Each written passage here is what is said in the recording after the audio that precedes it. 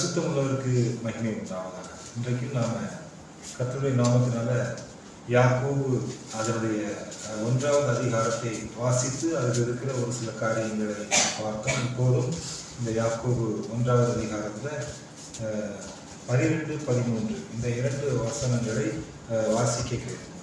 சோதனையை சகிக்கிற மனுஷன் பாக்கியவான், அவன் உத்தமன் என்று விளங்கின பின்பு கர்த்தர் தம்மிடத்தில் அன்பு கூறுகிறவர்களுக்கு வாக்குத்தத்தம் பண்ணின ஜீவ கிரீடத்தை பெறுவான். சோதிக்கப்படுகிற எவனும் நான் தேவனால் சோதிக்கப்படுகிறேன் என்று சொல்லாதிருப்பானாக. தேவன் பொல்லாங்கினால் சோதிக்கப்படுகிறவர் அல்ல, ஒருவனையும் அவர் சோதிக்கிறவரும் அல்ல. இந்த 2 வசனங்கள், இந்த 12வது வசனத்துல சோதனையை சகிக்கிற மனுஷன், ஆமா, சோதனையை சகிக்கிற மனுஷன் பாக்கியவன். அவன் உத்தமன் என்று விளங்கின பின்பு கர்த்தர் தம்மிடத்தில் அன்பு கூறுகிறவர்களுக்கு வாக்குத்தத்தம் பண்ணின ஜீவ கிரீடத்தை பெறுவான். ஆமா, ஜீவ கிரீடம், crown of life. He will receive the crown of life. அந்த ஜீவ கிரீடத்தை அவன் பெற்றுக்கொள்வான் என்று இந்த வசனத்தில் பார்க்கின்றோம். அந்த ஜீவ கிரீடம் யார் கொடுக்கிறது? Which God has promised to those who love Him. யார் தேவனுக்கு அன்பு கூறுகிறார்களோ அவர்களுக்கு பரிசுத்த தேவன் வாக்குத்தத்தம் பண்ணின அந்த ஜீவ கிரீடத்தை கொடுக்கிறார். சோதனைகளை சகிக்கிற மனுஷன், பூமிக்குரிய வாழ்க்கையில சோதனைகளை சகிக்கிற மனிதனாக என்று இங்க பார்க்கின்றோம். 12வது வசனம். 2வது பார்க்கும்பொழுது 13வது வசனத்துல சோதிக்கப்படுகிற எவனும் நான் தேவனால் சோதிக்கப்படுகிறேன் என்று சொல்லாதிருப்பானாக. எனக்கு மட்டும் ஏன் இவ்வளவு கஷ்டம் தெரியல பிரதர், என் வாழ்க்கையில மட்டும் ஏன் இப்படிப்பட்ட சோதனைகள்லாம் வரணும், ரொம்ப கஷ்டமா இருக்கு.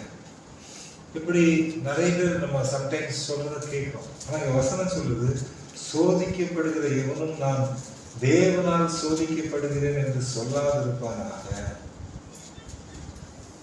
அடுத்து, தேவன் பொல்லாங்கினால் சோதிக்கப்படுகிறவர் அல்ல, ஒருவனையும் அவர் சோதிக்கிறவரும் அல்ல, ஒருவனையும் அவர் சோதிக்கிறவரும் அல்ல. He himself tempts no one. ஒருவனையும் அவர் சோதிக்கிறவரும் அல்ல. ரொம்ப அருமையான ஒரு வார்த்தை. அவர் ஒருவரையும் சோதிக்கிறவர் அல்ல, தேவன் பொல்லாங்கினால் சோதிக்கப்படுகிறவரும் அல்ல, சோதிக்கப்படுகிறவர் அல்ல. சோதிக்கப்படுகிற எவனும் தேவனால் சோதிக்கப்படுகிறேன் என்று சொல்ல வேண்டாம். என் வாழ்க்கையில மட்டும் என்ன இப்படி கஷ்டம் சோதனை அப்படிங்கிறத சொல்ல வேண்டாம். இப்படி நிறைய விஷயங்களை நம்ம கன்சிஸ்டண்டா இந்த 2 வசனத்துல பார்க்கணும். சில முக்கியமா சோதனை, இந்த சோதனையை குறித்து அவர் தெளிவா சொல்றாரு. சோதனைக்கு எனக்கு சம்பந்தம் கிடையாது அப்படின்னு சொல்றாரு. இந்த 2 வசனத்தினுடைய அந்த முழு கருத்தும் முழு சாராம்சமும் அதுதான் இருக்கு. என்ன சொல்றாருன்னா, சோதனையை நான் சோதிக்க உனக்கு நான் சோதனை கொடுக்கக்கூடியவர் அல்ல. உன் வாழ்க்கையில நீ சோதிக்கப்படும் போது நான் தேவனால் சோதிக்கப்படுகிறேன் என்று சொல்லாதே. எனக்கு மட்டும் என் வாழ்க்கையில் இவ்வளவு கஷ்டம் அப்படின்னு சொல்ல வேணாம் அப்படிங்கிறார். நீ அந்த வார்த்தையை பயன்படுத்தாத அப்படிங்கிறது சொல்றார். தேவனால் சோதிக்கப்படுகிறேன் என்று சொல்லாதிருப்பானாக. அதற்கு பிறகு முக்கியமா அந்த முதல் வசனத்துல ஒரு பாயிண்ட் சொல்றாரு. என்ன அப்படின்னா, சோதனையை சகிக்கிற மனுஷன் பாக்கியவான். அடுத்து சொல்றாரு, நீ உன் வாழ்க்கையில் அந்த சோதனைகள் அதை நீ சகித்து அவைகளிலிருந்து நீ ஜெயத்தை பெற்றுவிட்டால் உனக்கு நான் ஜீவ கிரீடத்தை கொடுப்பேன் அப்படிங்கிற ஒரு வார்த்தையை அவருக்கு பயன்படுத்துறதை நான் பார்க்கிறேன். ஜீவ கிரீடத்தை நான் உனக்கு கொடுப்பேன் அப்படின்னு சொல்றேன். இந்த சோதனை அப்படிங்கிறது பார்த்தாச்சுன்னா ஆதியாகமத்துல இருந்து நம்ம பார்த்தோம். ஆதாமோடு கூட இருந்த ஏவாள். இந்த ஏவாளை சோதிச்சது யாரு? சாத்தான். ஆமா. படிங்க ஆதியாகமம் 3வது அதிகாரம் நினைக்கிறேன். ஆதியாகமம் 3வது அதிகாரம் அடுத்த வருஷம். ஆதியாகமம் 3வது அதிகாரம் 1வது வசனம். தேவனாகிய கர்த்தர் உண்டாக்கின சகல காட்டு ஜீவன்களை பார்க்கிலும் சர்வமானது தந்திரமுள்ளதாய் இருந்தது. அது ஸ்திரியை நோக்கி, நீங்கள் தோட்டத்தில் உள்ள சகல விருட்சங்களின் கனியையும் புசிக்க வேண்டாம் என்று தேவன் சொன்னது உண்டோ என்றது. பாருங்க, அது கரெக்டா பிசாசு சாத்தான் அது இந்த தந்திரமுள்ள காரியங்களை செய்யக்கூடியது. அது கரெக்டா பிளான் பண்ணி அங்க ஏவாள்கிட்ட பேசுறத பார்க்கலாம். என்ன பேசுது அப்படின்னா, புசிக்க வேண்டாம். அதாவது என்ன, அங்க அவர் சொன்னது ஒண்ணுதான், நன்மை தீமை அறியத்தக்க விருட்சத்தின் கனியை புசிக்க வேண்டாம் அப்படின்னு அவர் சொன்னாரு. ஆனா பிசாசு என்ன சொல்லுதுன்னா, நீங்கள் தோட்டத்தில் உள்ள சகல விருட்சங்களின் கனியை புசிக்க வேண்டாம் என்று தேவன் சொன்னது உண்டோ? அப்போ அங்க போட்டு வாங்குறது இப்பதானது போட்டு வாங்க. அவர் அங்க சொன்னது ஒண்ணு, இங்க பிசாசு அப்படி சொன்னாப்லையா அப்படின்னு கேட்கிறாப்ல. அப்போ அந்த அம்மா விவரமா சொல்றது, இல்ல இல்ல அப்படி இல்ல, ஆக்சுவலா பார்த்தாச்சுன்னா அப்படின்னு ஆரம்பிக்கிறாங்க பிரச்சனை. அப்போ இங்க யாரு அந்த ஸ்திரீய தேவனை விட்டு தூரமாக செல்வதற்கு முயற்சி செய்கிறது எதுன்னு பார்த்தாச்சுன்னா சாத்தான். கர்த்தருக்கு பிரியமானவர்களே, அதுதான் இங்க ஆண்டவர் சொல்றாரு, சோதிக்கப்படுகிற எவனும் நான் தேவனால் சோதிக்கப்படுகிறேன் என்று சொல்லாதிருப்பானாக. இந்த ஸ்திரீ தேவனோடு ஐக்கியம் உள்ள ஸ்திரீ, தேவனோடு உறவாடி கொண்டிருந்த ஸ்திரீ, தேவனால் உண்டாக்கப்பட்ட தோட்டத்திற்குள் இருந்த ஸ்திரீ. நம்ம சம்டைம்ஸ் நினைக்கலாம், நான் சர்ச்சுக்கு ரெகுலரா போறேன், நான் ஊழியக்காரர் கூடவே இருக்கிறேன், நான் எப்பவும் பைபிள் கையுமா இருக்கிறேன், நான் தேவ பிரசன்னத்திலே இருக்கிறேன், எனக்கு எந்த டெஸ்டும் வராது. இங்க ஏதேன் தோட்டத்தில் அமர வைக்கப்பட்ட ஸ்திரீ, முதல் தலைமுறை, தேவ சாயலாக உண்டாக்கப்பட்ட தலைமுறை, ஆதாமினுடைய விலா எலும்பிலிருந்து எடுக்கப்பட்ட ஸ்திரீ. ஆமா, தேவனால் உண்டாக்கப்பட்ட ஸ்திரீ, தேவனுடைய ஜீவ சுவாசத்தை பெற்ற ஸ்திரீ, தேவனுடைய தோட்டத்துக்குள் அமர்ந்திருக்கிற ஸ்திரீ. தோட்டத்துக்குள்ள இருக்கிறதுனால எனக்கு எந்த பிரச்சனையும் கிடையாது, சாத்தான் என்னை தொட முடியாது. நோ. இன்னைக்கு அநேகர் தோட்டத்தை விட்டு ஓடி போவதற்கு காரணம் என்ன தெரியுமா? இந்த பிசாசான் கொடுக்கக்கூடிய நூதனமான மாஸ்டர் பிளான் போட்டு வாங்க. இங்க சத்ரு அவன் பிசாசானன் வேற எதுவும் சொல்லல, பேச்சு கொடுக்குறான். ஃபர்ஸ்ட் பேச்சு கொடுத்துட்டு உங்ககிட்ட இருந்து என்ன சப்ஜெக்ட், நீ எந்த விஷயத்துல உன்னை கீழே தள்ளலாம் அப்படிங்கிறதுக்காக முதல்ல உன்கிட்ட பேச்சு கொடுக்குறான். பேச்சு கொடுத்து அது பிறகு உங்ககிட்ட இருக்கிற சபையில நடக்கக்கூடிய விஷயத்தை உங்ககிட்ட இருந்து கேதர் பண்றான். ஃபர்ஸ்ட் ஆண்டவர் ஏவாளிடத்தில் சொன்னது பிசாசு தெரியாது, சான்ஸே கிடையாது. ஆனா ஏவாள் எக்ஸ்பிளைன் பண்றான், இல்ல இல்ல சப்ஜெக்ட் அது கிடையாது, தோட்டத்தில் உள்ள சகல ஜீவ விருட்சத்தின் கனியை அப்படின்னு இல்ல, அதுல ஒண்ணு மட்டும்தான் அவர் சாப்பிடக்கூடாது சொல்லியிருந்தார், ஒண்ணு மட்டும்தான். இப்ப பிசாசுக்கு பாயிண்ட் கிடைச்சிச்சு, ஓ சப்ஜெக்ட் தானா. கர்த்தருக்கு பிரியமானவர்களே, இங்க அந்த சோதனை அங்க வருகிறது. அவளுடைய டிஸ்கஷன் ஆண்டவரோடு, ஆண்டவருடைய பிரசன்னத்திலே தோட்டத்திலே உலாவிக் கொண்டிருந்த ஆதாமும் ஏவாளும் இப்பொழுது பிசாசனுடைய பிரசன்னத்திலே உலாவ ஆரம்பிக்கிறார்கள். முழுக்க முழுக்க அவர்கள் பிசாசனுடைய பிரசன்னத்திலே உலாவ ஆரம்பிக்கிறார்கள். அப்பொழுது அவர்களுக்கும் தேவனுக்கும் இடையிலே உறவு, அந்த உறவுல விரிசல் வருகிறது. தேவனால் உண்டாக்கப்பட்ட தோட்டம், தேவனால் உண்டாக்கப்பட்ட மனிதர்கள், தேவனுடைய சுவாசத்தை பெற்றுக்கொண்டவர்கள், அவங்களுக்கு எந்த சாப்பாட்டை பத்தி கவலை இல்லை, அங்க தோட்டத்துல எல்லா வசதியும் இருக்கு. ஆனாலும் அவர்கள் தேவனை விட்டு தூரமாக பிரிகிறார்கள், தேவனை விட்டு தூரமாகிறார்கள். தேவனுடைய அந்த சபைக்கு, தேவனுடைய சரீரமாகிய சபைக்கு எப்படி இன்றைக்கு அநேகர் தூரமாகிறார்களோ அதே போல தேவனால் உண்டாக்கப்பட்ட அந்த தோட்டத்திற்கு தூரமாகக்கூடிய ஆதாம் ஏவாள். காரணம் பிசாசினால் உண்டாக்கப்பட்ட சோதனை. கர்த்தருக்கு பிரியமானவர்களே, பரிசுத்த தேவன் சோதிக்கப்படுகிற எவனும் நான் தேவனால் சோதிக்கப்படுகிறேன் என்று சொல்லாதிருப்பானாக. ரொம்ப அழகா பரிசுத்த தேவனுடைய வார்த்தையை நமக்கு சொல்வதை பார்க்கின்றோம். அதே போலதான் புதிய ஏற்பாட்டை பார்க்கும் பொழுது அந்த வார்த்தையை வச்சுதான் பிசாசு டெஸ்ட் பண்றான். ஆண்டவர் 3 முறை டெஸ்ட் பண்றான், எப்படியாவது அப்படின்னு சொல்லிட்டு. ஆனால் அவர் தேவன் என்று தெரிந்த உடனே அவரை விட்டுட்டு ஓடி போயிடுறான். சோதனை எப்போ வருது? ஆண்டவருக்கும் அவருக்கு அதாவது சம்பந்தமே இல்லாத போது வந்துச்சு. 40 நாள் ஃபாஸ்டிங்ல இருக்கும்போது வந்துச்சு. வனாந்திரத்துல தனித்து இருக்கும் போது வந்துச்சு. ஜபத்தோடையும் துதியோடையும் தேவ பிரசன்னத்துல நிறைந்திருக்கும் போது வந்துச்சு. மிகுந்த பசியில இருக்கும்போது வந்துச்சு. ஆமா, ஆனா கர்த்தரோடு இருக்கிறதுனால எனக்கு எந்த பிரச்சனையும் கிடையாது அப்படின்னா பிரச்சனை வாங்கிட்டுதான் இருக்கணும். கர்த்தருக்கு பிரியமானவர்களே, அதனால தான் ஆராதனையில் நம்ம பார்த்தோம், நாம் ஞானத்திலே பலமுள்ளவர்களாக மாற வேண்டும். வாழ்க்கையில சோதனை எல்லாருக்குமே வரும். அந்த சோதனையை மேற்கொள்ள வேண்டும். அந்த மேற்கொள்ளக்கூடிய அதிகாரத்தை நாம் பெற்றுக்கொள்ள வேண்டும். இங்க வசனம் சொல்லுது, சோதனையை சகிக்கிற மனுஷன் பாக்கியவான். நம்ம வாழ்க்கையில சோதனைகள் வரும் பொழுது ஆதாமும் ஏவாளும் தேவனை விட்டு தூரமானார்கள்.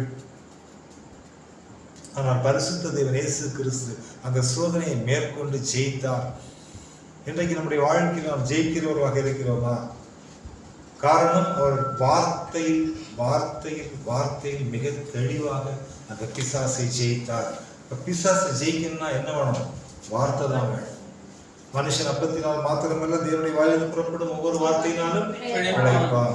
கர்த்தருக்கு பிரியமானவர்களே, அதனால இந்த பிசாசானவன் பார்த்தாச்சுன்னா ரொம்ப அழகா பிளான் பண்ணி உனக்கு கொடுக்கப்பட்ட ஜீவ கிரீடத்தை உன்னை விட்டு எடுத்து கொள்ளவும், உன்னை தேவனுடைய தோட்டத்தை விட்டு தூரமாக்கவும் பிசாசு போராடுவான்.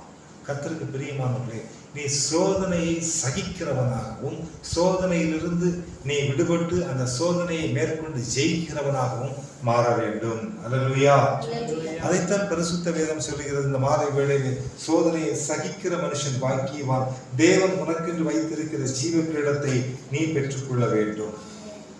வெளிப்படுத்தின விசேஷம் 2வது அதிகாரம், வெளிப்படுத்தின விசேஷம் 2வது அதிகாரம் வசனங்கள் 8, 9, 10, 11.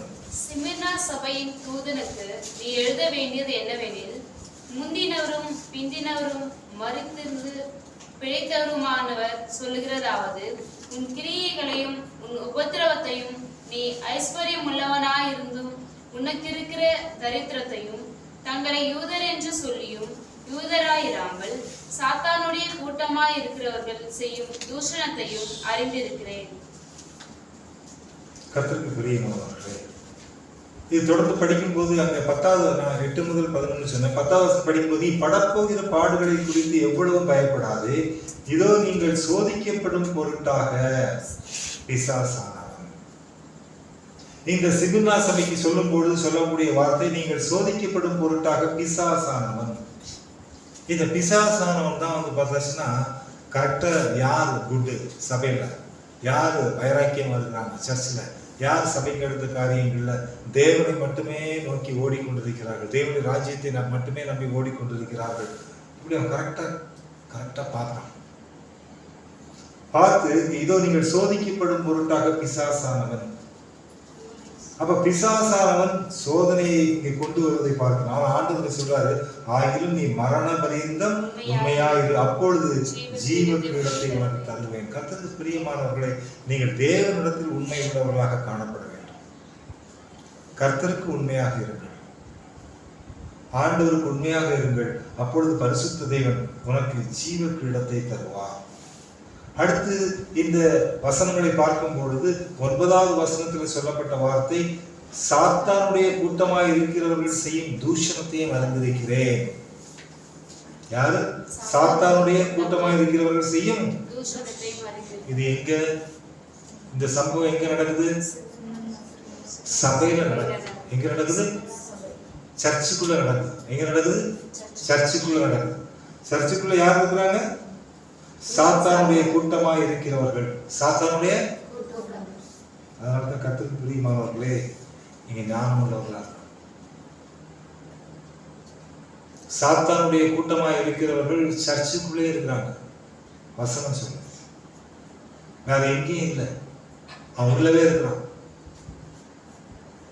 ஏவாளை வஞ்சித்த அந்த வலு சிற்பமாகிய சாத்தான் தேவன் உண்டாக்கின தோட்டத்துக்கு உள்ள இருந்தாப்லையா வெளியே இருந்தாப்லையா? தோட்டத்துக்கு உள்ளவே இருந்தான். தோட்டத்துக்கு உள்ளவே இருந்து தோட்டத்துக்கு உள்ள இருக்கிற ஏவாளையும் ஆதாமையும் தோட்டத்தை விட்டு வெளியே அனுப்பிச்சான். தோட்டத்தை விட்டு வெளியே அனுப்பிச்சான். உண்மையா பொய்யா? கர்த்தருக்கு பிரியமானவர்களே, எப்படி ஏதேன் தோட்டத்திலே இருந்த ஆதாமும் ஏவாளும் தோட்டத்தை விட்டு துரத்தப்பட்டார்களோ, அதே போல சாத்தானுடைய கூட்டமாக இருக்கிற அநேகர் இன்றைக்கு நூதனமான முறையிலே சபைக்குள் காணப்படுவார்கள். நாம் அதை மேற்கொள்ளக்கூடிய அதிகாரம் இல்லாதவர்களாக இருந்தால் கர்த்தருக்கு பிரியமானவர்களே, நமக்கே தெரியாது. எப்படி நமக்கே தெரியாது? நாம் சபையிலிருந்து துரத்தப்படுவோம். சபையிலிருந்து நமக்கே தெரியாது, நமக்கே புரியாது. ஆனா நமக்கு பிடிக்காது சர்ச். சர்ச்சில் அது வரைக்கும் நம்ம எல்லாரும் பார்த்தவங்களெல்லாம் ரொம்ப பிரியமானவங்களா தெரியும், அது கூட எல்லாம் விரோதியா தெரியும். ஆமா, கஷ்டமா இருக்கும் நமக்கு. கர்த்தருக்கு பிரியமானவர்களே, சாத்தானுடைய கூட்டமாக இருக்கிறவர்கள் செய்யும் தூஷணத்தையும் அறிந்திருக்கிறேன். உனக்கு கொடுக்கப்பட்ட ஜீவ கிரீடத்தை நீ இழந்து போகாதபடிக்கு மரண பரியந்தம் உண்மையா. மரண பரியந்தம் எது வரைக்கும் உண்மையா இருக்கணுமா? சாகிற வரைக்கும் உண்மையா இருக்கணுமா சபைக்கு.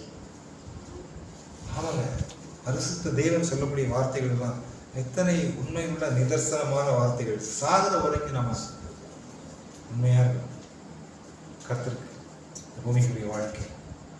அதைத்தான் பரிசுத்த வேதம் அவர் சொல்றாரு, அப்பொழுது ஜீவ கிரீடத்தை உனக்கு தருவேன். உன் வாழ்க்கையில உண்மை இருக்கும் பொழுது, தேவனுக்கு அடுத்த, தேவனுடைய சபைக்கு அடுத்த காரியத்தில் நீ உண்மையுள்ள மகனா இருக்கும் பொழுது ஆண்டவர் உனக்கு ஜீவ கிரீடத்தை தருவேன் அப்படின்னு சொல்றார். உன் வாழ்க்கையில சோதனைகள் வரும், அந்த சோதனைகளை நாம் சகிக்கிற பிள்ளைகளாக காணப்பட வேண்டும். அடுத்து படிங்க, இந்த வசனத்துல ஒண்ணு சொல்லப்பட்டிருக்கு, சாத்தானுடைய கூட்டமாக இருக்கிறவர்கள் செய்யும் தூஷணத்தையும். தூஷணம் தாங்க ரொம்ப மோசமான ஒன்று. இந்த தூஷணத்தை குறித்து பார்க்கும் பொழுது வெளிப்படுத்தின விசேஷம் 13வது அதிகாரம் 1 முதல் 5 வரைக்கும் படிங்க. வெளிப்படுத்தின விசேஷம் 13 1 முதல் 5 வரை. பின்பு நான் கடற்கரை மலனின் மேல் நின்றேன். அப்பொழுது சமுத்திரத்தில் இருந்து ஒரு மிருகம் எழும்பி வர கண்டேன். அதற்கு 7 தலைகளும் 10 கொம்புகளும் இருந்தன. அதன் கொம்புகளின் மேல் 10 முடிகளும் அதன் தலைகளின் மேல் தூஷணமான நாமமும் இருந்தன. நான் கண்ட மிருகம் சிறுத்தையை போல் இருந்தது. அதன் கால்கள் கரடியின் கால்களைப் போலவும் அதன் வாய் சிங்கத்தின் வாயைப் போலவும் இருந்தன. வலு சர்ப்பமானது தன் பலத்தையும் தன் சிங்காசனத்தையும் மிகுந்த அதிகாரத்தையும் அதற்கு கொடுத்தது. அதன் தலைகளில் ஒன்று சாவுக்கேதுவாய் காயப்பட்டிருக்க கண்டேன். ஆனாலும் சாவுக்கேதுவான அந்த காயம் சொஸ்தமாக்கப்பட்டது. பூமியில் உள்ள யாவரும் ஆச்சரியத்தோடே அந்த மிருகத்தை பின்பற்றி அந்த மிருகத்திற்கு அப்படிப்பட்ட அதிகாரம் கொடுத்த வலு சர்ப்பத்தை வணங்கினார்கள்.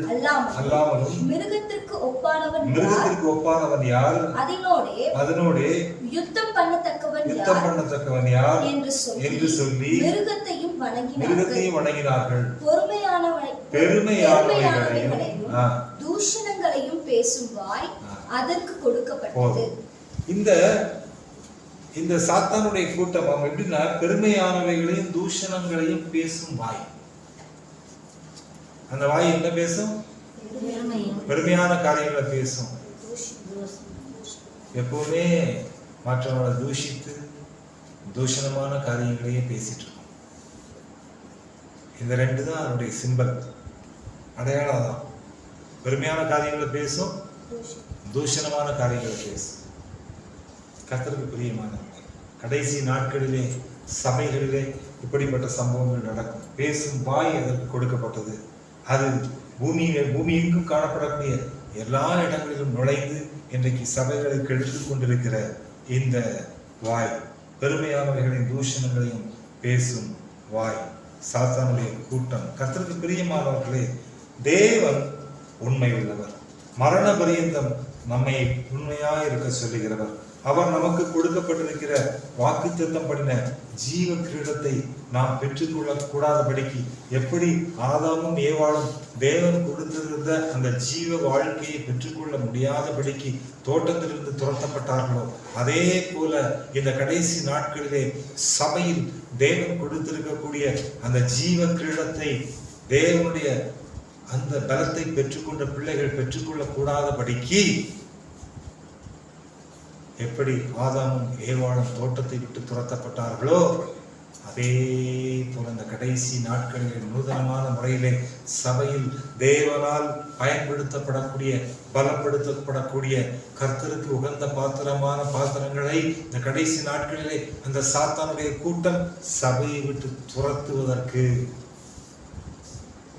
கர்த்தருக்கு பிரியமானவர்கள், பரிசுத்த தேவன் வாக்குத்தத்தம் பண்ணின ஜீவ கிரீடத்தை நாம் இழந்து போகாதபடிக்கு மரண பரியந்தம் கர்த்தருக்கு உண்மையா இருக்க, சபைக்கு உண்மையா இருக்க நாம் நம்மை ஒப்புக் கொண்டிருப்போம். ஹல்லேலூயா. அதைத்தான் வேதம் சொல்லுகிறது. ஏனென்றால் தேவன் எப்படிப்பட்டவர்? 1 கொரிந்தியர் 10வது அதிகாரம் 13வது வசனம். மனுஷருக்கு நேரிடுகிற சோதனையே இல்லாமல் வேறே சோதனை உங்களுக்கு நேரிடவில்லை. தேவன் உண்மையுள்ளவராய் இருக்கிறார். உங்கள் திராணிக்கு மேலாக நீங்கள் சோதிக்கப்படுகிறதற்கு அவர் இடம் கொடாமல் சோதனையை தாங்கத்தக்கதாக சோதனையோடு கூட அதற்கு தப்பித்துக் கொள்ளும்படியான போக்கையும் உண்டாக்குவார். மனுஷனுக்கு நேரக்கூடிய சோதனைகள் தான் இருக்கு. சோதனை இல்லைன்னு யாராவது ஒருத்தர் சொல்ல முடியுமா? வாழ்க்கையில படிக்கிற பிள்ளைகளுக்கு சோதனை இருக்குது, வடிக்கிற வீட்டில் வடிக்கிறவங்களுக்கும் சோதனை இருக்குது. காலையில் சாட்சி, வடிக்கும்போது கஞ்சி தண்ணி அப்படியே காலில் ஊற்றி கால் வேகலை, அது சாட்சி. அப்போ படிக்கிற பிள்ளைகளுக்கு சோதனை இருக்குது, கிச்சனில் வேலை செய்கிறவங்களுக்கு சோதனை இருக்குது, வேலை செய்கிறவங்களுக்கு சோதனை இருக்குது, வீட்டில் உட்கார்ந்து வேலை வயசானவங்க மாத்திரை சாப்பிட்றவங்களுக்கு எல்லாருக்கும் சோதனை இல்லைன்னு யாராவது ஒருத்தர் சொல்ல முடியுமா? யாருமே சொல்ல முடியாது. எல்லாருடைய வாழ்க்கையிலும் சோதனை இருக்கு. அனில் அம்பானிக்கும் சோதனை இருக்குது, பிரதம மந்திரிக்கும் சோதனை இருக்குது,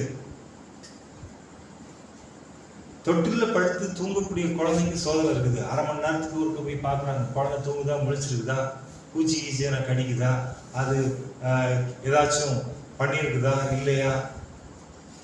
எல்லாருக்கும் சோதனை இல்லாதவங்க கிடையாது. ஆனால் அந்த சோதனையை நாம் சகிக்கிறவர்களாக, அந்த சோதனையை மேற்கொள்ளக்கூடியவர்களாக நாம் மாற வேண்டும் என்று சொன்னால், கர்த்தருக்கு பிரியமானவர்களை, பரிசுத்த வேதம் நமக்கு சொல்லுகிறது, அவர் இந்த சோதனையை நாம் ஜெயிக்க வேண்டும் என்று சொன்னால் மரண பரியந்தம் தேவனுக்கு உண்மையாக இருக்க வேண்டும்.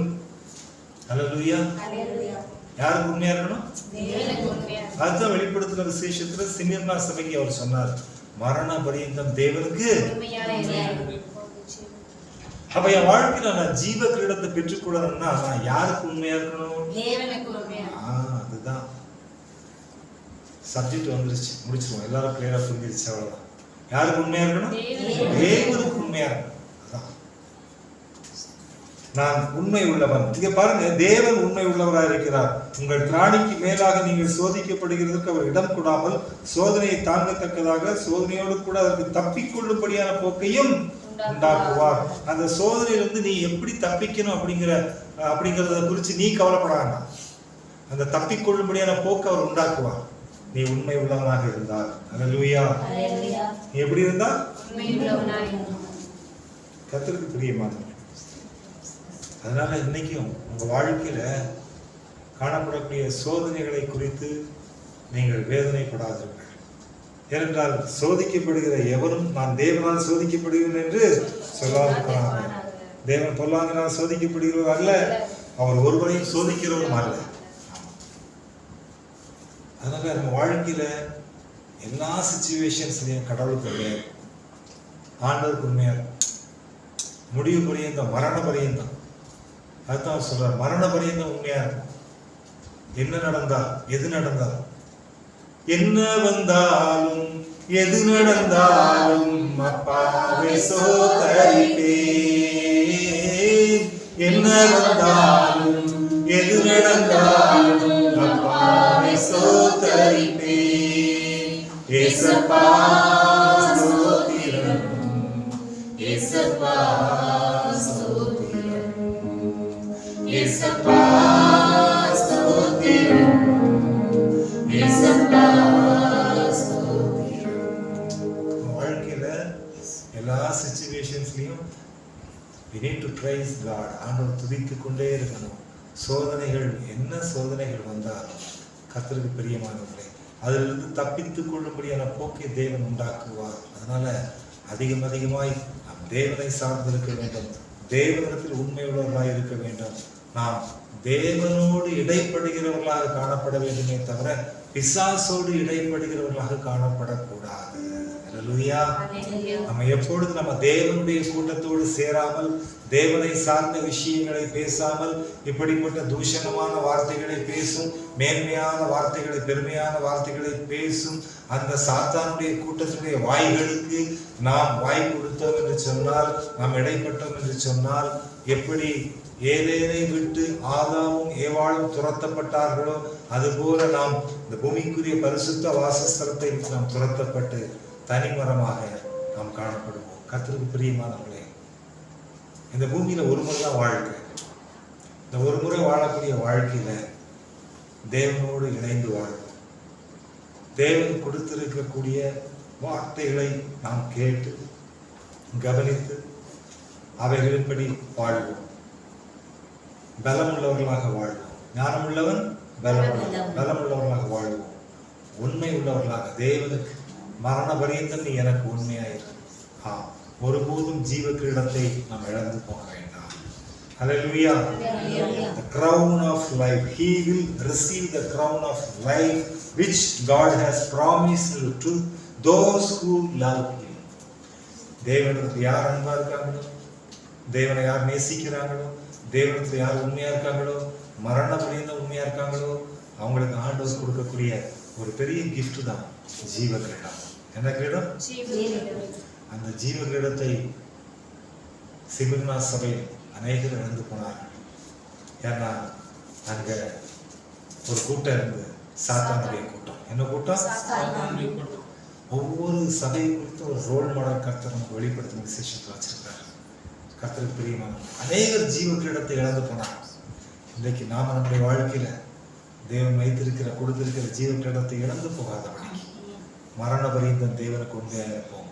கர்த்தர் நம்மை ஆசீர்வதிப்பாராக. அல்லேலூயா. கர்த்தருக்கு மகிமை உண்டாவதாக. தொடர்ந்து கர்த்தருடைய நாமத்தினாலே நாம் ஒரு பாடலை பாடுவோம்.